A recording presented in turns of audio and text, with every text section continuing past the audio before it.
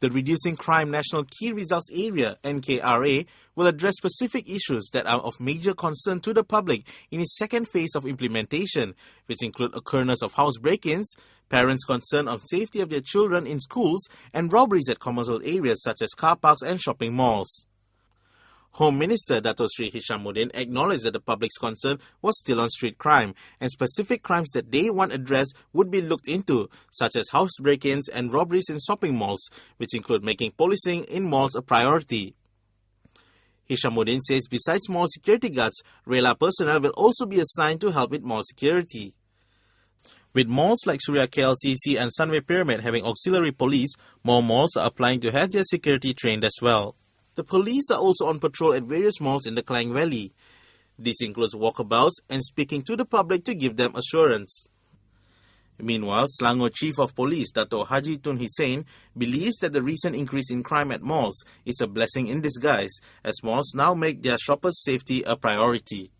I have visited several shopping malls, and I think these cases, there are good sides of it. There are two sides of a coin. So there is a blessing in disguise here, whereby when recently I visited quite a number of malls, I see a better awareness. The security agencies have got good deployment now. I've seen they're using the buggies to ferry the shoppers, yeah. And then I've seen them responding with motorcycles. They're putting their vests to be seen. They're relocating their CCTV's location to be more strategic. These are the good points. But I made a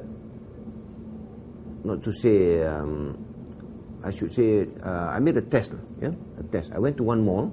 I placed one of the police car, which is a unmarked car, together with a couple inside the car recently. Yeah, so I asked them to switch on the hazard light as well as the emergency alarm. And when I place a camera there, I noticed that the public ignore this alarm system. You see, so in other words, we must also educate our public. The moment the alarm sets it, so you must go and see at least to find out. Or if you are too scared, just call up the nearest emergency number and give the registration number of the vehicle. Yeah? In my observation, about 8 minutes, nobody responded. They just passed through, they looked at it, and the couple inside there was struggling, you know. Oh, okay. And yet, no action taken by the public.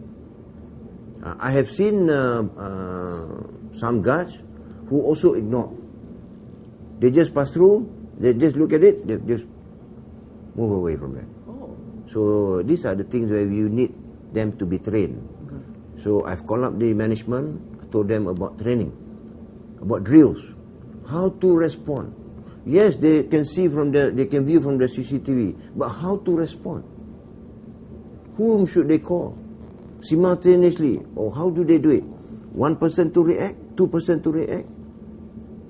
I even caught hold of one guy who had got a rattan. So I asked him, how are you going to hit a person with this rattan? Just a simple question. So he might hit that guy from at the head, you know.